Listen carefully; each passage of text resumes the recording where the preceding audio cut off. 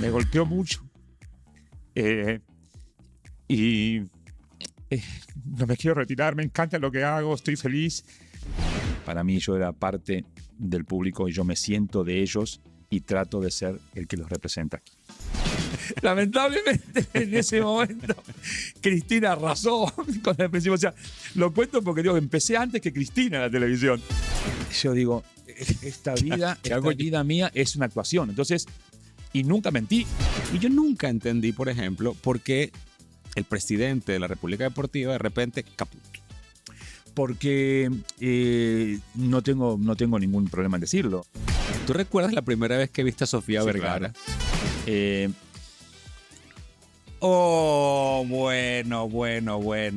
Bueno. Ya que estás llamando. Trabajé en un frigorífico tipo Rocky cargando carnes. Para mí era toda una cosa muy surrealista. Y digo, no, yo quiero ser actor.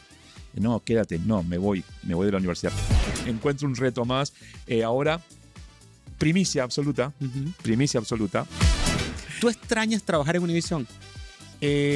Vamos a hablar a calzón quitado. Cara a Cara con Rodner, el podcast, es presentado por Café 5 Gotas, el mejor café del Salvador. Y por Rodner Figueroa Style, la elegancia a tu alcance.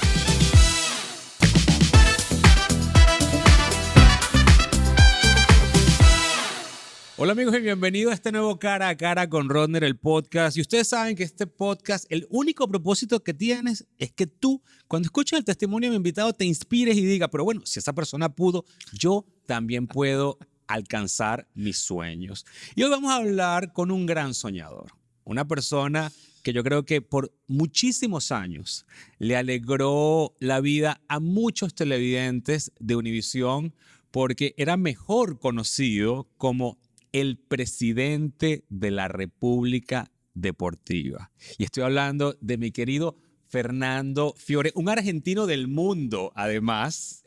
Sí, bueno, sí, ¿qué tal, Rodney? ¿Cómo estás? Feliz de verte porque a mí no hay nada que me dé más gusto que presentarle a mis invitados a personajes como tú. Porque, ¿por qué? Porque te lo dije de entrada, me gusta ver a la gente que es buena gente.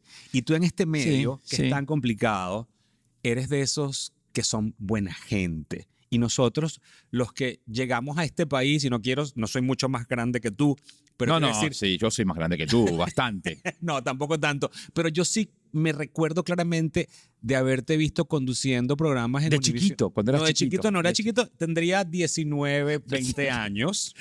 Y vamos a hablar a calzón quitado. Bueno, yo tengo 64. Pero luces estupendo, además. Yo tengo 64, 35 de carrera. Cuando yo hacía programas, tú eras chiquito. Bueno, no, ni tan chiquito. Está en la universidad y te lo comento de corazón porque recuerdo de haberte visto en Fuera de Serie con Sofía Vergara. Antes de eso estabas en otro programa. Lente Loco. Lente Loco. Fuimos creadores con Carlos Marques Sterling y Manuel Garresta. Estamos hablando posiblemente... Los 80s. Estamos hablando posiblemente con uno de los pioneros de la programación original de habla hispana para la audiencia de los Estados Unidos contigo. Cuando lo digo yo, puede sonar que esta Argentina, que se cree la gran cosa, cuando lo dice el público, lo digo yo. Lo adoro. Cuando lo dicen los colegas, es un honor. Pero sí tengo la gran dicha de, la televisión hispana en Estados Unidos empezó un poco antes, pero digamos que el auge fuerte ya para finales de los 80 fue cuando empezamos a despuntar, cuando realmente empezó ese auge fuerte, los años dorados de la televisión hispana en Estados Unidos, los años de las vacas gordas. Sí, de cuando pagaban bien en la televisión. Bueno, es lo mismo que dije yo, nada más que tú lo dijiste de frente. Y donde había un contacto con el público súper especial, porque no había esto. No había la inmediatez. Yo soy actor, o sea, yo estudié teatro, siempre lo he dicho. Entonces, lo mío siempre fue el contacto directo con el público. Me subía al escenario y sabía la reacción. En la televisión, en la radio que también hice, también lo sabía. En la televisión no, porque generalmente aunque tuvieras programas en vivo, como me ocurrió después, no tenías el contacto directo. Entonces, en esa época, cuando yo empiezo en los 80s, la gente te esperaba. Sí, claro. Esperaba que llegara tu programa, esperaba que llegara la hora de prender la televisión con su familia, de poder verte. Entonces era diferente que ahora. Era una relación mucho más, oh my God, ya viene ahora Lente Loco, hay que esperar una semana para volver a verlo. Lente Loco salía los sábados. Los miércoles. Bueno, lo que pasa, mira. ¿Pero quién salía los sábados? Control. Control. Y Caliente, que fue de esa época. Se me cayó la cédula. No, bueno, lo que pasa es que Lente Loco fue del 92 al 93. En esa época se empezó a crear, en ese momento en Univision, lo que se había llamado el Youth Revolution, que era Control y Caliente, dos programas que salieron más o menos a la misma época. Había salido un poquito antes los programas de Cristina, un poco antes Don Francisco. Yo empecé en Telemundo. Esta es una anécdota buena, la voy a contar ya rapidito. Yo empecé en Telemundo en el año 88. Me llama un amigo mío que me había dirigido en obras de teatro en la universidad en Montclair State College en New Jersey. Me dice, están abriendo una posición de reportero en Telemundo y hay una muchacha que conocimos. Bueno, para hacer el cuento corto, vengo, consigo el trabajo. Empiezo a trabajar en un programa que se llamaba Día a Día. Ajá. María Olga Fernández, que es la mamá de la que después trabajó como presentadora en Control. Y era un programa de magazine de la tarde, pero esta historia siempre me gusta mucho porque empiezo en la televisión y me va muy bien en Telemundo y enseguida empecé trabajando ya en cadena nacional, que no es generalmente cuando uno empieza, generalmente uno empieza en una... Paso a paso. Claro, de la local. La local, esperas unos años. Acá fue todo así. Y de repente, unos meses más adelante, cuando yo estaba ya disfrutando de estos 3, 4 meses, viene Carlos Barba, pionerazo de la televisión ejecutiva, y nos reúne y dice, con su habano, dice, bueno, pues que les quiero decir que va a empezar un programa en Univision a la misma hora, pero lo hace Cristina Saralegui, que nunca ha hecho televisión. Ese programa no nos va a competir en el horario. y yo dije, bueno, yo confío en este hombre que sabe. Lamentablemente, en ese momento, Cristina arrasó con el principio. O sea, lo cuento porque digo, empecé antes que Cristina en la televisión. Y entonces, cuando el show de Cristina arrasa, hay un cambio de formato. Pasa a ser de día a día, pasa a ser un programa de entretenimiento llamado La Feria de la Alegría. Me recuerdo. Era como un remake de programas que yo había visto de chico en Argentina, y con Ana Margo, gran amiga de todas esas épocas, actriz cubana de ¿Qué pasa USA? Y tantos años. Y entonces me siento todavía más contento porque a mí me encantaba hacer programas de entretenimiento y de juegos y demás. Pero esa anécdota me quedó siempre en la cabeza de que uno no sabe cuánto te puede durar la vida en la televisión. Porque así mismo, como yo recién empezaba, si hubiera cerrado y no hubiéramos seguido y no me hubiera, quién sabe qué hubiera pasado. Pero bueno, enseguida Univision me contrataron completamente. Y acá viene el giro. Habla tú, porque no, es que yo quiero poner... Me agarró porque empezaste a recordar y bueno... No, porque me encanta, Fernando, que estás tú mismo retomando lo que ha sido la historia de la televisión en los Estados Unidos, porque yo quiero que... O sea, hoy por hoy somos más de 200,000 personas que estamos suscritas en el canal y hay gente que nos ve desde España, desde Latinoamérica, a lo mejor no entienden esto. Sí. La televisión en los Estados Unidos, por muchísimos años, era una televisión reenlatada. ¿Qué quiero decir con esto? Programas que estaban hechos en México, novelas, programas diurnos, noticieros, todo, lo traían de allá, lo ponían en los Estados Unidos y era lo que consumíamos todos los de habla hispana aquí en los Estados Unidos. Y de repente, Univision y Telemundo, ambos empiezan a entretener la idea de hacer programas originales para hablarle en nuestro idioma a nuestra gente, pero ya en un conglomerado de decir, bueno, aquí hay gente desde la Patagonia hasta México o Canadá y hay que hablarle a todo el mundo. Sí. También otro problema para mí, porque yo tenía el acento argentino, pero como el actor ya lo había quitado. Que te voy a preguntar, porque el acento argentino siempre ha sido problemático para los conductores de habla hispana en los Estados Unidos. En aquella época, sí. Lo mismo que el acento español también. No todo el mundo lo aceptaba como lo aceptan ahora. En aquel momento la famosa globalización no era... como digo, por mi edad, nosotros cuando estudiábamos teatro, cuando se estudiaba locución, tenías que ser neutro, porque esa era la premisa de que no chocaras, que no pudieras hablar todo el tiempo. Voy a dar las noticias de lo que pasó en Nueva York. Entonces uno lo neutralizaba. Como te digo, yo ya tenía muchos años estudiando teatro y entonces ya tenía un acento, se me notaba, pero a veces la gente me decía, ¿usted de dónde es? ¿De Costa Rica? Guatemala. Entonces la gente no tenía mucha idea al principio. No daba pie con bola con tu acento. Y Pero, también, que eso es algo que también creo que es muy meritorio en tu carrera, que tú con Sofía Vergara, en Fuera de Serie, crearon una de esas duplas maravillosas que hay en la televisión cuando tienes a dos personajes que comulgan con un tiempo de comedia muy específico. era un poco La Bella y la Bestia. Ajá. Eh, Oh, bueno. Ya que estás llamando ¿Cuánto tiempo tienes tú con esa programas camiseta? icónicos. Ya que estás llamando programas icónicos. También tengo de Lente Loco, para que sepas. Y esto fue del 95 al 99. ¿Tuviste que buscarla para No, la ponértela tengo a mano. La tienes soy, a mano. soy un tipo muy organizado. Ya veo. Tengo a mano el vestuario, tengo a mano todas las fotos de todos los años organizadas. Antes de me entrar gusta con mucho. tu historia de vida, de cómo llegas a los Estados Unidos y cómo llegas a la televisión, quiero preguntarte, porque el otro día le pregunté a Jorge Ramos si recordaba cuándo fue la primera vez que vio a Chiquinquirá Delgado y la respuesta fue maravillosa. ¿Tú recuerdas la primera vez que viste a Sofía Vergara? Claro. Toda mujer quiere verse bella y elegante independientemente de su tipo de cuerpo. Y es por eso que en Rodner Figueroa Style hemos diseñado una línea de ropa ideal para que te veas estupenda. Por eso te invito a que visites rodnerfigueroa.com y descubras la elegancia a tu alcance. ¿Cómo fue? ¿Cómo la conociste? Sí. ¿En persona o en televisión? No. Bueno, De bueno, verdad. cuéntame las dos versiones. Porque la versión en realidad, la historia de Sofía Vergara y Fuera de Serie, que te digo, esto es después del Lente Loco, ya habíamos hecho un programa icónico, muy exitoso, que después continuó otro grupo.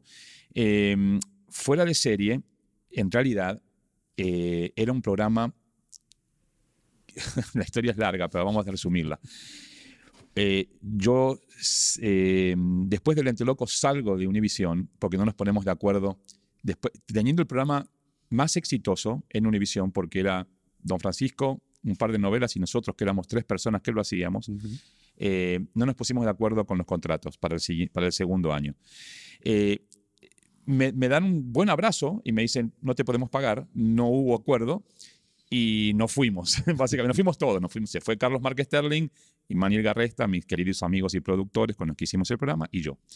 Yo me voy a hacer, en ese momento me contratan para trabajar en la película True Lies con Arnold Schwarzenegger, en ese año 93. Y al principio del 94 me llama Telemundo para contratarme. Voy a Los Ángeles con Carlos Márquez Sterling otra vez, hacemos un piloto. Blaya, que en ese momento era presidente ahora de Telemundo, lo aprueba. Cuando me despido de algunos amigos de Univision que estaban, me dicen, no, ¿cómo te vas a ir? Y digo, bueno, pero si yo no tengo contrato. No, tú eres familia Univision, no te puedes ir. Para hacerte cuento corto, Telemundo demoró unos días en el contrato, Univision lo firmó y me traen. Pero me dicen, ¿qué hacemos con Fernando Fiore? Claro. Ya el Lente Loco estaba armado con otra gente. Pónganlo de nuevo en el departamento de deportes, venía el Mundial del 94, etcétera, etcétera. Entonces, pasamos 6, 7 meses diseñando este nuevo programa que iba a ser deportivo, pero para los sábados, más bien, lo voy a decir sinceramente, era más bien como un programa más, no era un programa, el programa. Se iba a llamar Fuera de Liga, Fernando Fiore iba a manejar un RV, un motorhome, por el país, buscando eventos deportivos. Yo iba manejando, la idea era excelente y todavía no se ha hecho y todavía siempre tengo la oportunidad de volver a hacerla. Hacemos el piloto, sale muy bien, ya teníamos horario, iba a ser los sábados, por la tarde, no era un horario estelar. Fernando Fiore, Fuera de Liga, viajando por el país.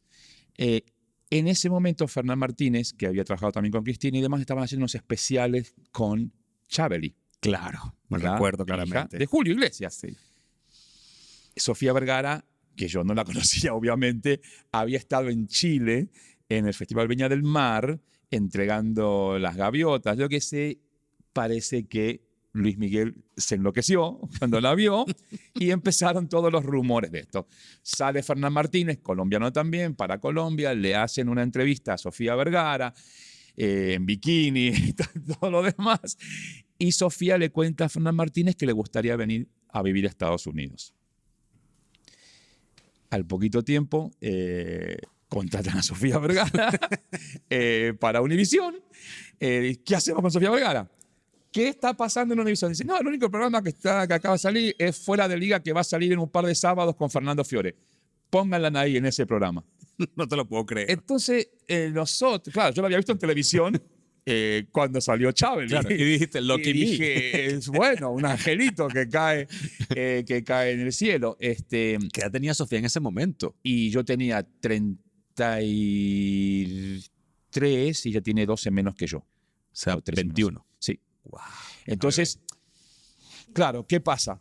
Y somos casi del mismo día, yo del 9 de julio, ella del 10 de julio. Mira. Pero entonces, ¿qué pasó? Que ya el concepto no funcionaba, porque aquí iba a ser esta pareja en un motorhome recorriendo o sea, no se presentaba. Aparte, yo no era galán para Sofía. Sofía era 12 años menos que yo. Entonces era más bien La Bella y la Bestia. A ella le salía todo bien, a mí me iba a salir todo mal.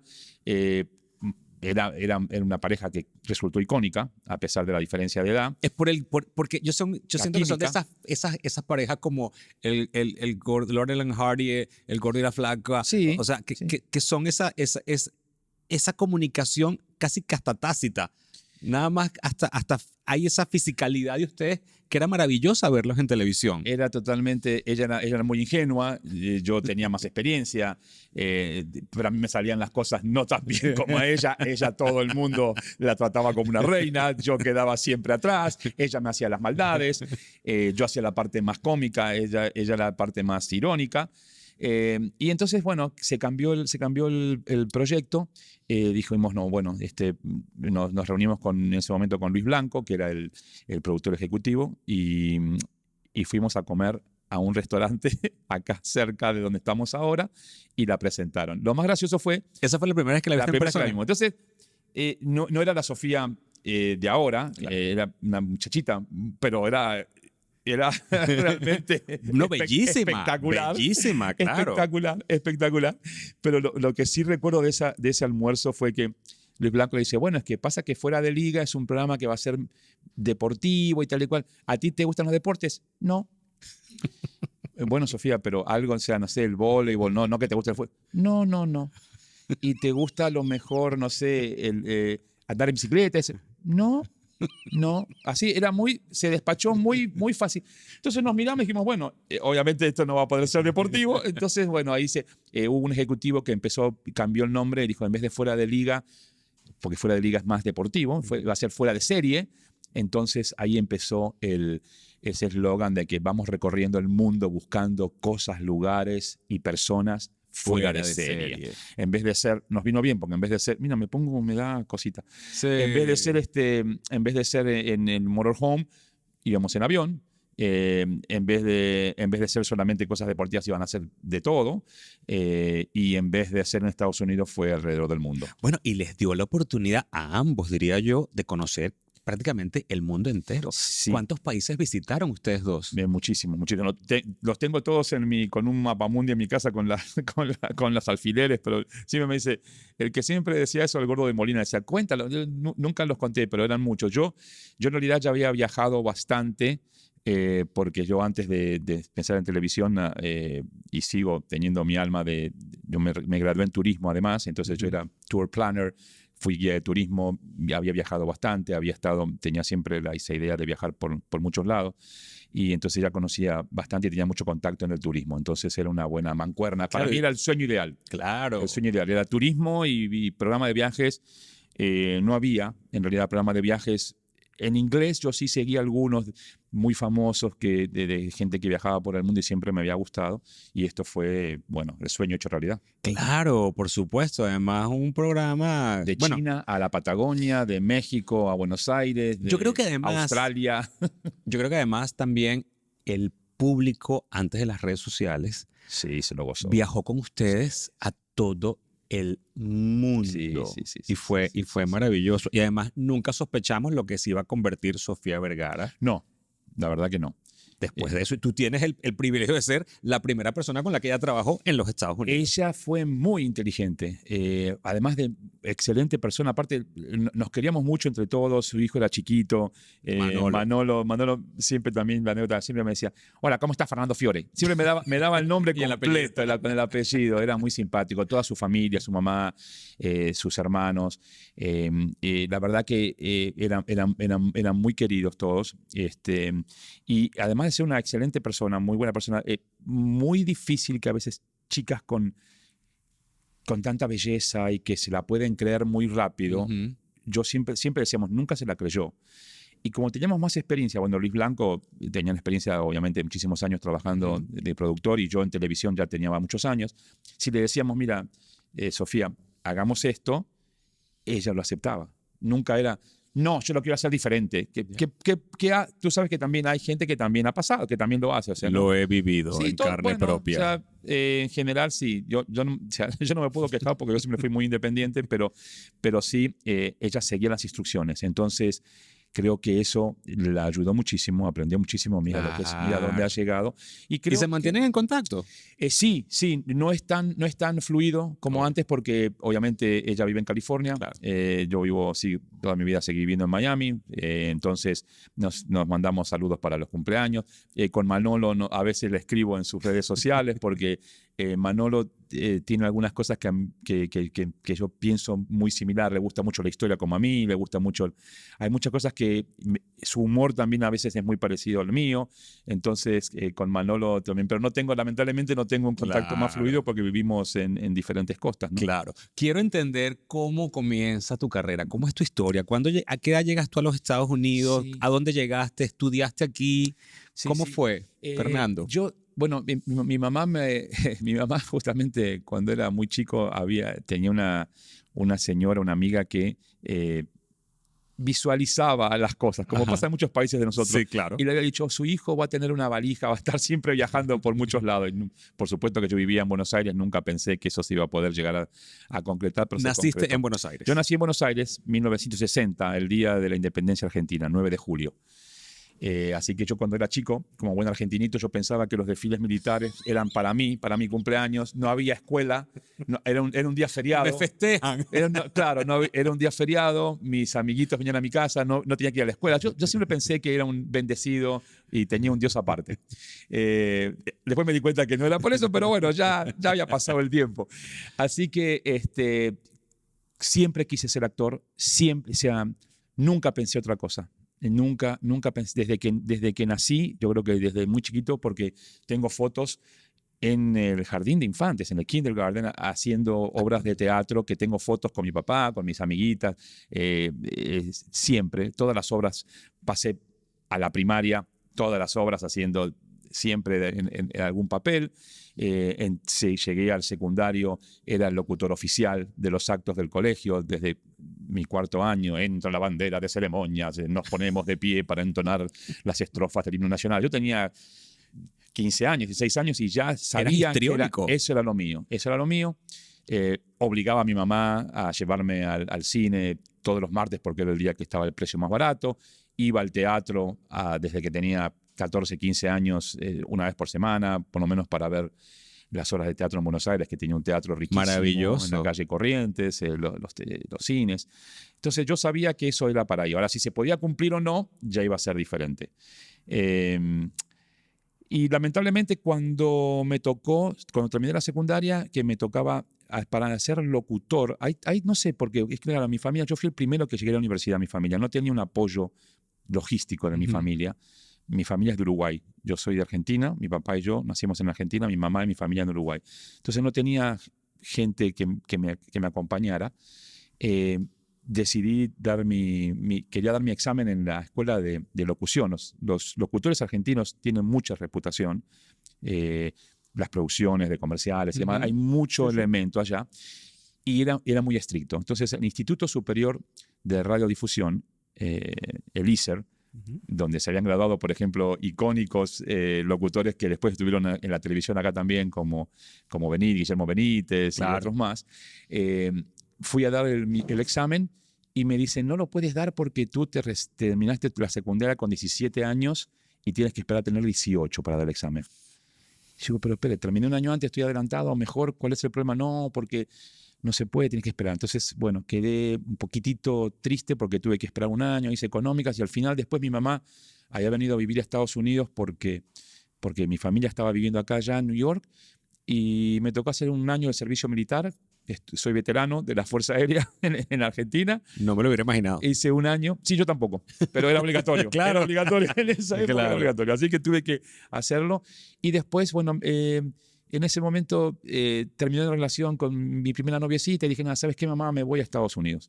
Me voy a Estados Unidos con ustedes, voy a ver qué pasa. Tenía la idea de mis primos eran camioneros, trabajaban digo, bueno, yo me hacía la idea de que iba a viajar por todo el país. Y bueno, llegué acá y empecé como todos los inmigrantes, trabajando en lo que se podía.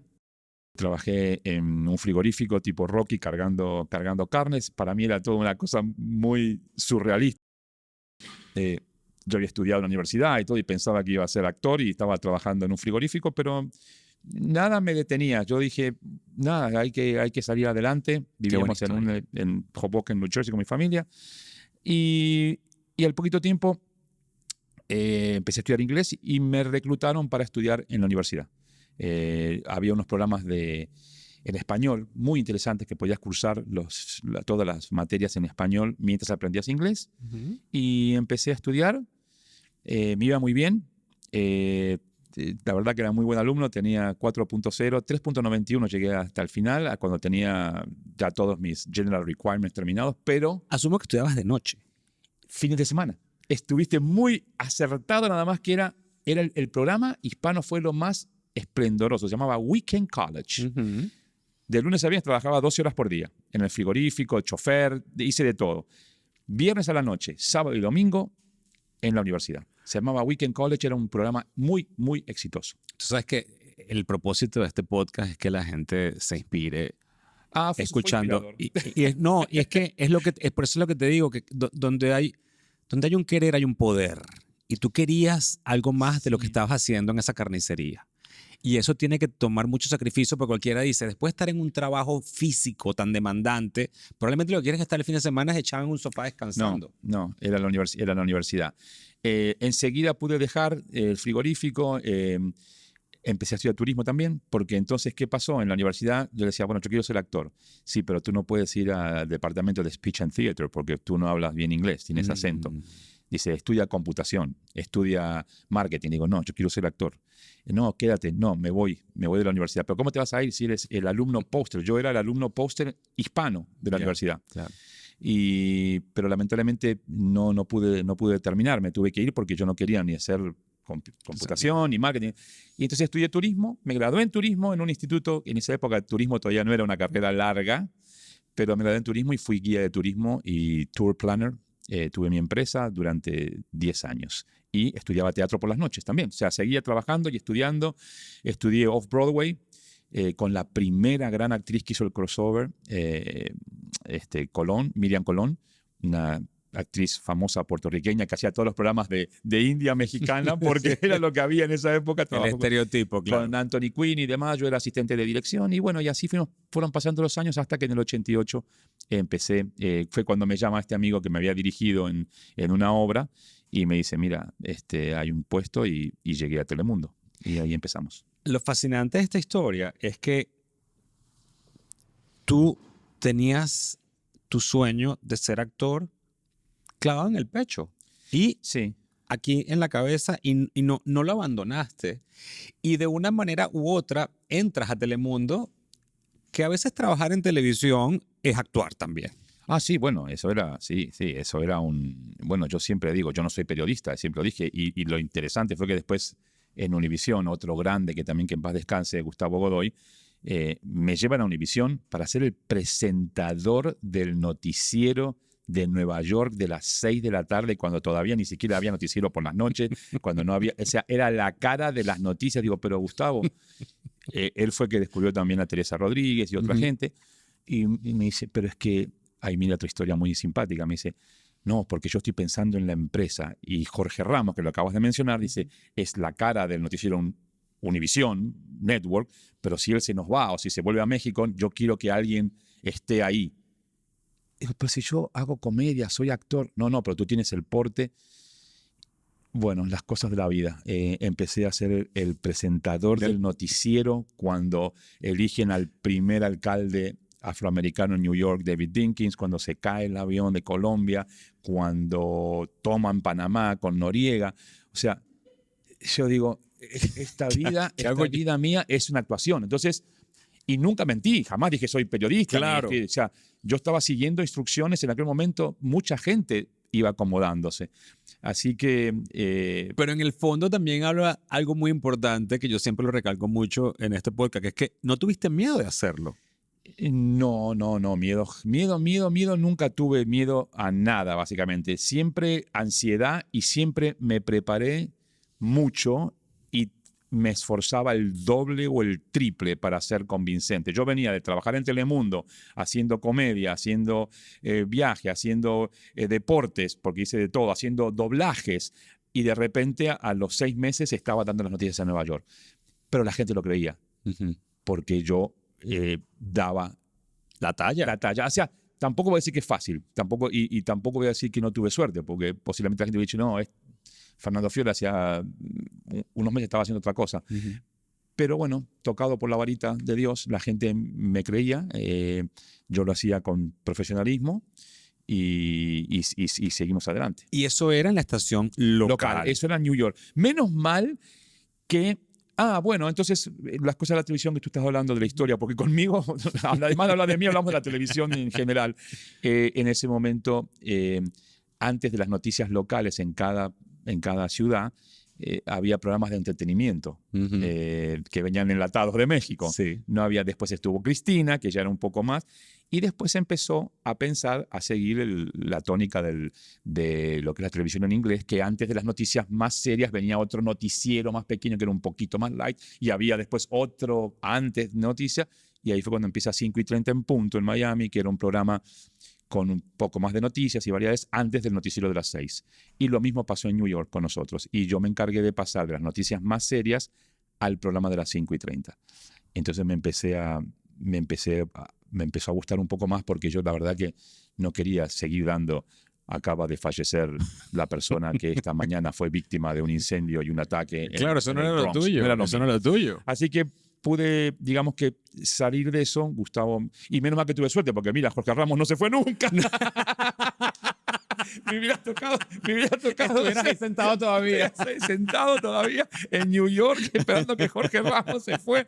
Gustavito Godoy, que en paz descanse. Bueno, de hecho le pregunté a Jorge en el podcast que quién quería para su reemplazo. Es más, si no lo han visto, vayan a verlo, porque la respuesta es increíble. Creo que él no sabe esto, o si lo sabe no se acordará, pero cuando me dijo eso Gustavo Godoy, yo a Jorge Ramos apenas lo conocía de verlo en la televisión. Claro. O sea, cuando estaba en mi casa en los 80. O sea, pero Gustavo, ¿y si no se va? No, porque él a lo mejor se vuelve a México en algún momento y hay que pensar en la compañía.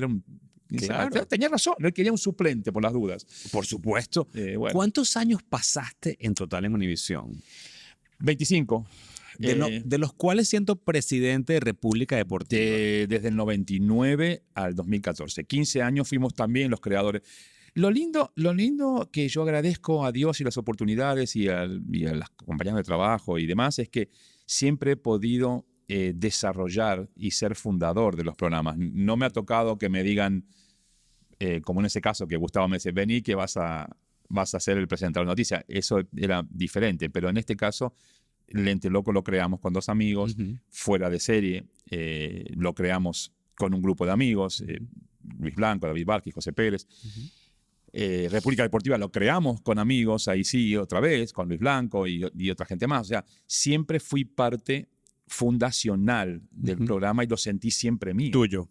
Entonces, creo que en esos casos le tomás más cariño. Por eso tengo las camisetas, por eso, Claro, por eso luego. quiero a toda la gente que trabajó en esa época conmigo, por eso tengo siempre buenos recuerdos, porque es algo más tuyo. Y también por eso te da más pena cuando se acaban, ¿no? Bueno, desde luego. Lo que pasa es que hay algo que yo, hasta la fecha de hoy, no logro entender. Porque, a ver si podemos bueno, descular este problema. No, porque yo siento, y es mi opinión muy particular, en la televisión americana, cuando un programa se crea y tiene sus presentadores, dejan que los presentadores estén ahí hasta el día que ellos se quieran retirar o el día que se mueran. O sea, Jeopardy, hasta que el señor, que en paz descanse, se murió. Wheel of Fortune se acaba de retirar el señor, pero pasaron ahí 40 años. ¿Por qué? Porque eras la cara familiar de un programa Y que... porque eran exitosos. Claro, y fomentas una relación interpersonal con la audiencia que la audiencia te espera. Y yo nunca entendí, por ejemplo, por qué el presidente de la República Deportiva de repente caput. Porque no tengo ningún problema en decirlo. Y yo me fui de Univisión también. Siempre que cuando me fui de Telemundo, me fui de Univisión. Cuando volví a Univisión, cuando me fui de Univisión otra vez, siempre me despidieron con un abrazo. O sea, yo, la verdad, cuando llegó la nueva directiva, después que teníamos ya 14 años con República Deportiva, siendo un exitazo, siendo icónico además, otra vez, porque fue el primer programa en español de deportes con entretenimiento, llegó nueva directiva con nuevos ejecutivos que tenían otra idea, que venían, o sea, con una imagen o una filosofía de la televisión que no era lo que estaba en Estados Unidos, que era lo que traían de México. Y había que aceptarlo, porque así como te digo que me encanta ser parte fundacional de los programas, nunca fui dueño. A mucha gente, como pasa en la Argentina, por ejemplo, con Tinelli o con Pergolini, pasó gente que ha tenido sus programas, o con Suar, o con mucha gente que en la Argentina es posible. Claro. Y en otros países de Latinoamérica Sí, también son dueños y le venden a... En la historia de la televisión, por si ustedes no lo saben, se los voy a aclarar, aquí generalmente en Estados Unidos, en la televisión hispana, siempre la producción fue de la televisora. Muy difícil que tú pudieras crear un programa, ahora es diferente, pero en mis épocas, siempre todo lo que tú creabas era para la televisora, que era el modelo. Entonces, cuando llegan nuevos directivos de México, tienen otras ideas. Y entonces yo no era ni el dueño de la República Deportiva, ni Luis Blanco, ni ninguno de nosotros lo era. Y simplemente, de nuevo, no nos poníamos de acuerdo entre lo que ellos pretendían que yo hiciera y mi carrera ya tenía más de 25 años. Entonces, nos dimos un abrazo. Yo tampoco lo entiendo porque siempre se podía haber llegado a un acuerdo. El programa era exitosísimo. ¿Por qué romperlo? Y son esas cosas que también me da mucho que pensar. Terminamos con Sofía fuera de serie, ni antes ni después hubo un programa de viajes en Univisión o en la televisión hispana. Han hecho después sí con los teléfonos y esto, pero en la televisión, en las televisoras, no hubo un programa de viajes.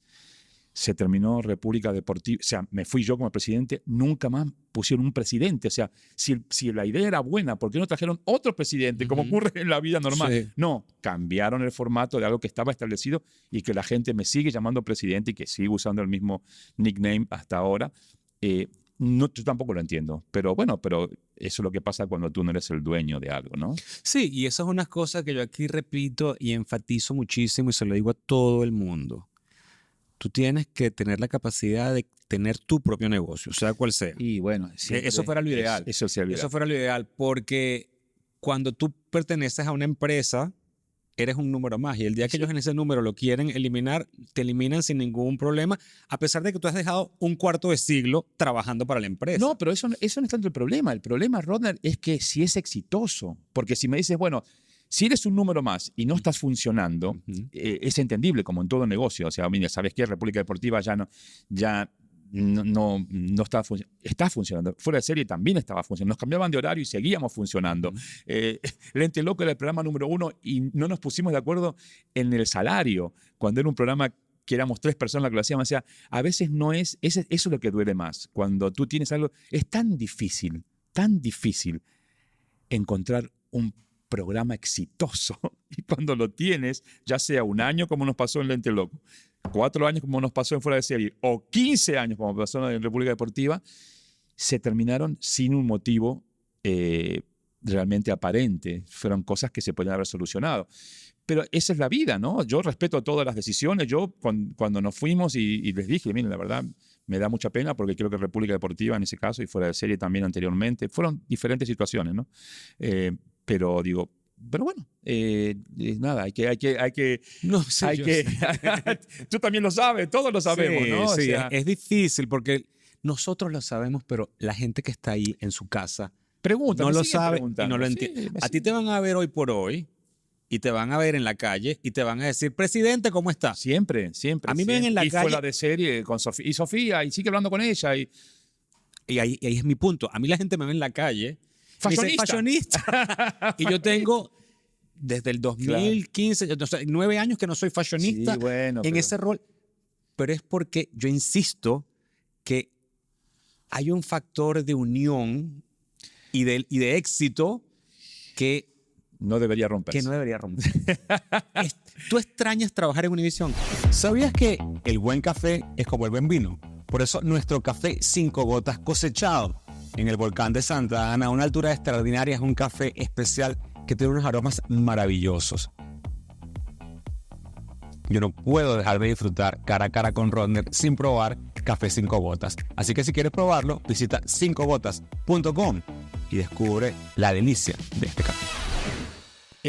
Yo extraño, mira, para empezar, antes de responderte eso, a mí me pasó algo también muy extraño porque yo nunca había tenido ninguna idea de hacer el famoso crossover. Y cuando nos despedimos de Univision en el año 2014, después del Mundial de Brasil, me tomo unos mesecitos nada más, 6 meses, que me fui a pasear, pero después empecé a trabajar enseguida casi en inglés. Me contratan para trabajar en Fox Sports, en deportes, en inglés, con mi personaje del presidente, y yo la verdad que no había tenido nunca el deseo. Yo estoy muy contento y orgulloso de mis raíces. Como tú dices, en lo que yo pudiera inspirar o pudiera ayudar a mi comunidad, siempre ha sido devolver un poco lo que me dieron. Agradezco infinitamente a todo el público que tanto me ha apoyado. Y entonces no tenía idea, pero me contratan para trabajar en inglés.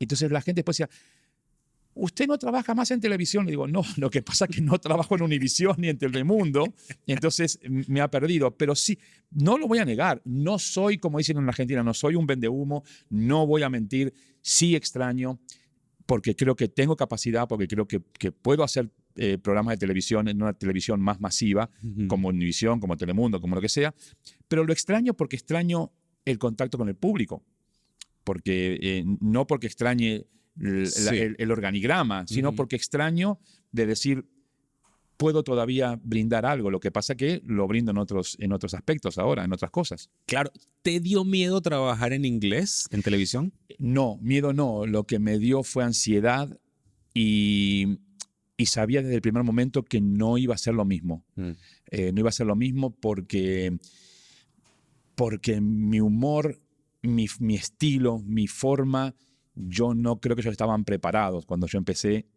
porque eran, sobre todo los programas de deportes en Fox, eran muy cuadrados. Con todo respeto, No, y respeto a mis colegas. Pero en los paneles donde me llevan a mí, yo les dije desde el principio, yo no venía a ser host, yo venía a ser panelista. Ya había host, ya había personajes.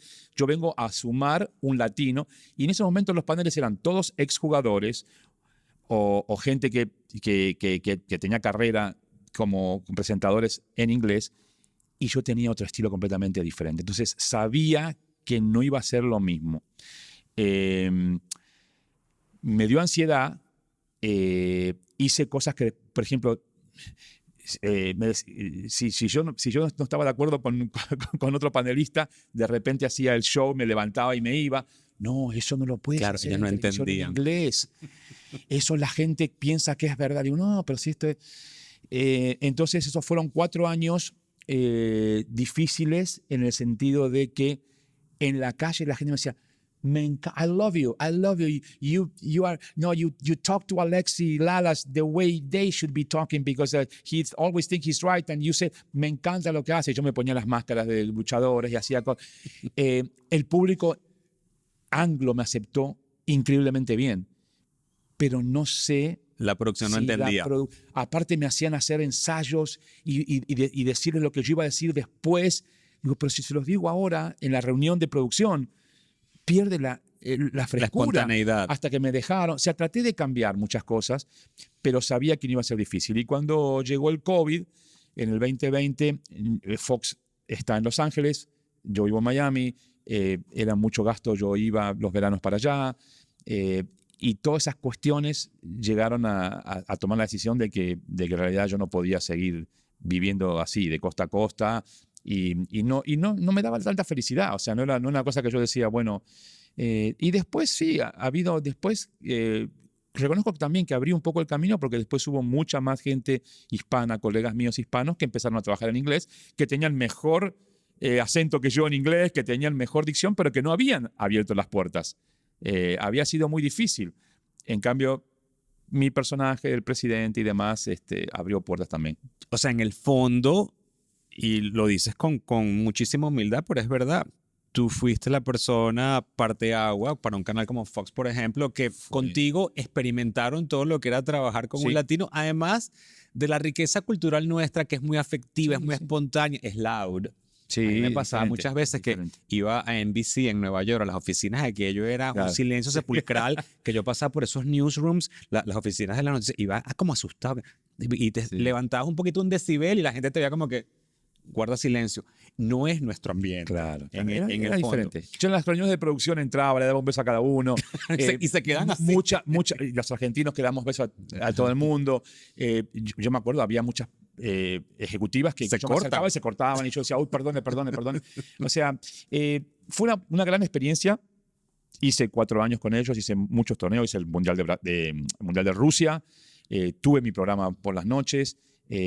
Lo que más me gustó quizás los primeros años, sobre todo, era que ellos hacían mucho research, investigaban mucho si era realmente, mucho más que en español. Sí.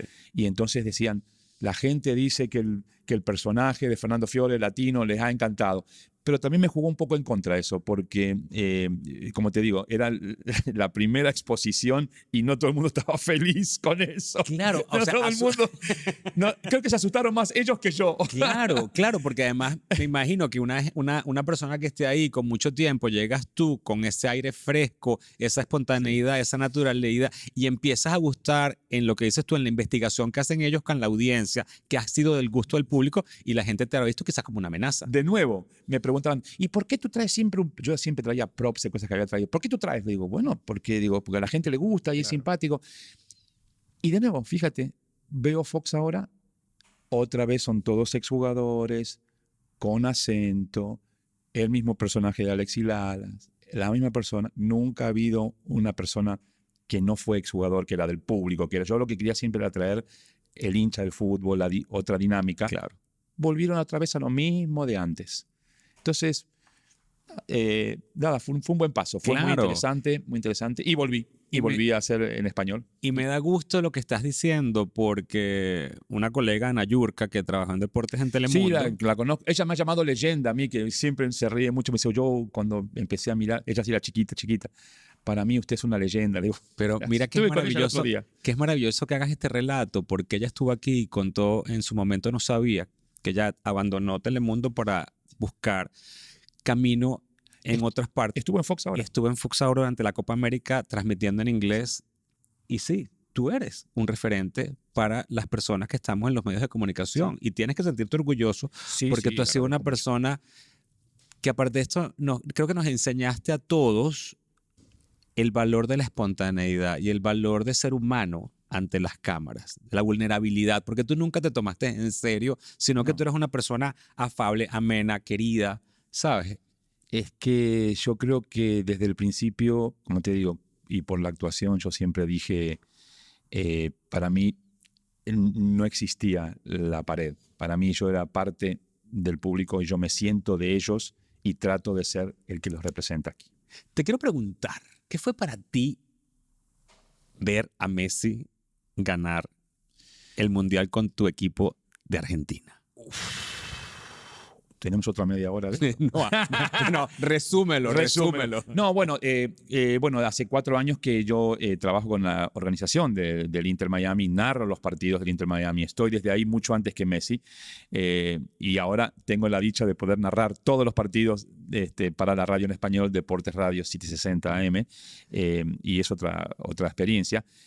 Pero Messi fue campeón del mundo antes de llegar al Inter Miami. Yo he cubierto 9 campeonatos mundiales. Lamentablemente, en todos los años que estuve cubriéndolo con Univision como host, que también fui el original host de los mundiales, desde el año 98, nunca había visto a Argentina campeón. El Mundial de Qatar lo trabajé en inglés y en español con otra cadena, beIN Sports, y nunca me imaginé que iba a ser justamente en ese momento, porque ni con Univision ni con Fox lo pude ver a Argentina campeón.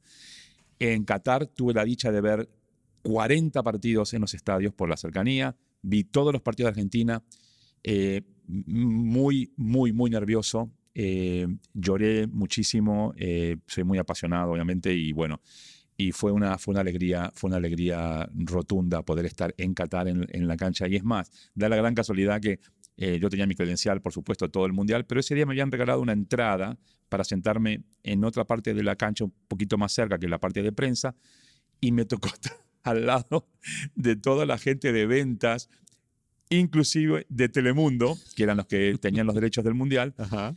Y yo no quería hablar con nadie, yo iba siempre con mi mismo jacket, mi mismo chat, no quería hablar, y mucha gente me quería hablar y yo estaba desesperado, y bueno, y pensaron que me iba a dar un infarto al final porque fue increíble, pero gracias a Dios lo vi campeón del mundo a Messi con Argentina.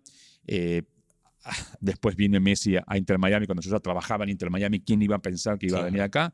Así que comparto todas las narraciones radiales en español.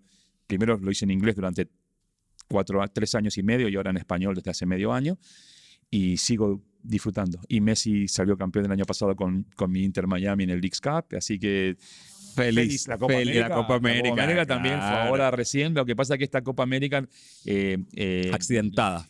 Sí, no, que esta Copa América no la trabajé desde la parte televisiva. Yo también soy embajador de una compañía de streaming, Fubo. Entonces la cobertura fue diferente. Y entonces, bueno, no tuve la chance de estar cubriendo en televisión la Copa América, pero la disfruté muchísimo también. Mira, yo creo que otra de las grandes alegrías que te da la vida es la posibilidad de ser padre. Sí. Y esa fue una decisión que tú tomaste de adoptar a Gianluca. Sí, Gianluca Fiore. ¿Cómo fue para ti esa experiencia y cómo te cambió la vida? Sí, bueno, tengo que decir que la idea original fue de la madre. La acepté, me pareció que era una muy buena decisión. Gianluca, contrariamente a lo que la mayoría de la gente en aquel momento lo entendió, alguna otra gente después no. Fue una época también que mucha gente de la televisión había adoptado niños, el caso de Carlos Ponce, el caso. Y bueno, a veces la gente no entendía un poco por qué íbamos a Rusia a buscarlos, por mi edad y el de la madre. En ese momento ya era muy difícil adoptar en países latinoamericanos. No te ¿Qué edad tenían en ese entonces? Y ya más, yo tenía 42. 42 fue cuando volví del Mundial de Corea y Japón. Entonces, en ese momento cambian mucho las leyes de adopción, pero en aquel momento era muy difícil adoptar niños en Latinoamérica o en Estados Unidos si tenías esa edad, niños pequeños, te daban niños más grandes. Bueno, es una historia más larga, pero la cuestión es que Rusia era uno de los países que en ese momento permitía que pudieras adoptar un niño recién nacido a esa edad. Y bueno, y fue el camino que escogimos. Gianluca Sergei, nacido en Rusia, fuimos a buscarlo a los 6 meses y muy orgulloso de lo que ha podido él salir adelante también, porque es una situación que no es fácil. Obviamente uno no puede ponerse en los zapatos de nadie, pero después cuando se entera que tuvo sus padres biológicos, que tuvo otros hermanos y demás, tiene que ser obviamente un caso realmente que te mueve las entrañas, ¿no? Él ha querido ir a conocer o a buscar a sus padres biológicos. No, bueno, por muchos motivos yo desde el principio le dije realmente que era prácticamente imposible encontrarlos, que además él no puede volver porque también las leyes en Rusia y más ahora, sobre todo ahora, pero si tú eres ruso toda la vida, por más que tengas pasaporte americano. Si estás dentro de tu edad militar, te pueden dejar adentro, más como está ahora. Entonces siempre le dije muy clarito, Gianluca, tú no puedes ir. Así de sencillo. Entonces lo fue aceptando. Obviamente al ir creciendo, ahora tiene 22 años, lo ha ido aceptando, pero en un momento dado sí, quería saber más, pero no teníamos mucha documentación, era prácticamente imposible, y además era muy riesgoso. Entonces, fue así como fue desarrollando su vida hasta este momento.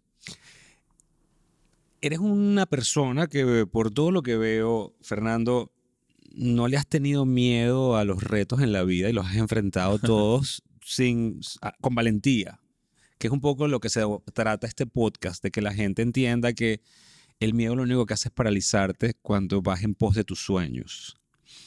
¿Cuál sientes tú quizás ahora en este momento de tu vida que es un sueño que quieras realizar y que no lo hayas realizado hasta el momento? Te voy a decir dos cositas. Primero, a lo mejor esto últimamente lo estoy diciendo, lo estoy repitiendo y a veces la gente tiene que digerirlo. Yo soy un bendecido. Como te digo, siempre pensé que tengo un Dios aparte. He llegado a lo que quise, pero no cuando me preguntan, dan un consejo a los jóvenes, no puedo decirles, sigan sus sueños, que lo van a conseguir, porque no es cierto. No es cierto, disculpen, no todo el mundo logra poder llegar a cumplir el sueño máximo que tiene. Lo que quiero decirles es que no se depriman ni se sientan defraudados si no llegan a ese sueño que tuvieron aquí, porque no todo el mundo llega a veces aquí, pero si puedes llegar aquí y si puedes llegar a cumplir parte de lo que quisiste, tienes que estar contento, dar gracias a Dios y no frustrarte. Esa es la una. Usted es un pesimista porque dice eso. Tiene que decirles que tienen que llegar a sus sueños, que se les va a cumplir. A veces no se cumplen. Esa es una, ¿no? Entonces, no se depriman, no se defrauden. Y la otra es que te iba a decir sueño. Hace muy poquito escuché una entrevista de Jim Carrey, uno de los actores que me fascina, porque aparte yo soy muy histriónico y me encantan este tipo de actores como fue Robin Williams y demás. Y él dijo a una periodista que lo estaba entrevistando, así como estamos ahora, le dijo, estoy para retirarme de todo. Dijo, ¿pero por qué? Si está joven y usted está tan talentoso. Y él le respondió en inglés, que suena mejor que en español. Dijo, I did enough, I have enough, I am enough. Hice suficiente, tengo suficiente, soy suficiente. Me golpeó mucho. No me quiero retirar, me encanta lo que hago, estoy feliz, pero hay días que uno piensa, lo que estábamos hablando recién, ¿no? Si no te valoran o si no puedes conseguir esas cosas que, como tú decías al principio, extrañas Univisión, extrañas la televisión, extrañas el contacto diario, que la gente, sí, lo extraño, pero si a veces no se da, pues te digo, no es una cosa que me va a frustrar ni que me va a deprimir, pero de repente sí te das cuenta que hay veces que tienes que decir, hice suficiente, tengo suficiente, soy suficiente. Entonces, voy caminando y siempre busco un reto más. Siempre que digo que voy a parar un poco más, encuentro un reto más. Ahora, primicia absoluta, primicia absoluta. Yo actué en algunos momentos, como te decía, en True Lies, en la película. Actué en una serie de Maradona que salió por Prime. Lo que pasa es que no tuvo una gran difusión porque hice pocos capítulos, lamentablemente, por problemas logísticos. Pero siempre quiero volver a actuar. Y a veces con la televisión, la radio, los viajes no puedo. Pero ahora me acaban de ofrecer un papel para hacer una obra que han escrito acerca de una pareja que la novia piensa que su novio quiere más a Messi que a ella, y entonces me quieren en el elenco como el relator de lo que va siendo la historia. Así que posiblemente empecemos muy pronto los ensayos, algo que se va a empezar obviamente para ver como una aventura. Y bueno, a ver si se cumple.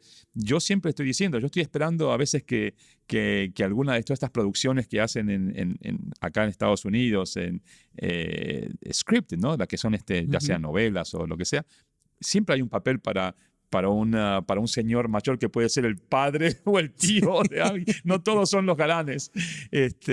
Y entonces, pero como nadie me considera actor porque no sabe muchas veces de mi background, a veces no, y yo veo papeles y digo, uy, este papel me hubiera encantado hacerlo, pero bueno, vamos a tratar también, así que siempre hay un reto nuevo, yo te digo, me encantó lo de Jim Carrey, me pegó muy emocionalmente, pero siempre hay un reto que aparece. Te voy a decir dos cosas que para mí son vitales. Primero, el valor tuyo tú mismo lo sabes. No hace falta que nadie, ninguna televisora, ningún programa lo avale. Porque tú te pares donde pares, tú eres Fernando Fiore. Número uno. Y número dos, me tocó mucho esa frase que dijiste porque yo pienso que muchas veces la gente no se siente lo suficiente porque están esperando la valoración de alguien por fuera. Pero a la vez tú, con tu segunda parte de tu respuesta, de que estás abierto a la posibilidad de actuar, de hacer algo nuevo, hay una esperanza, pero como dices tú, a tu edad tú puedes decir, me retiro, estoy un año del retiro oficial, no.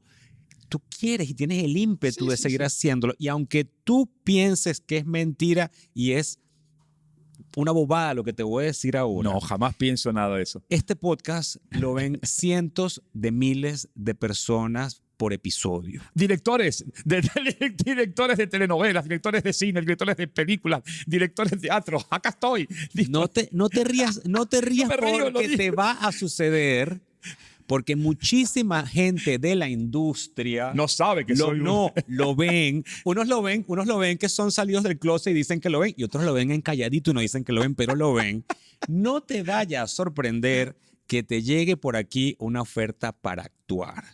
Y no los voy a defraudar, porque lo estudié, porque aparte fue mi estudio. Lo que pasa es que la televisión me fue llevando por otros lados y pude actuar de todo. Si pude actuar de viajero, si pude actuar de periodista serio, si pude actuar de presidente de deporte, cuando no era lo que yo quería realmente, no era mi misión. Yo nunca quise ser periodista deportivo, yo adoraba el deporte por jugar.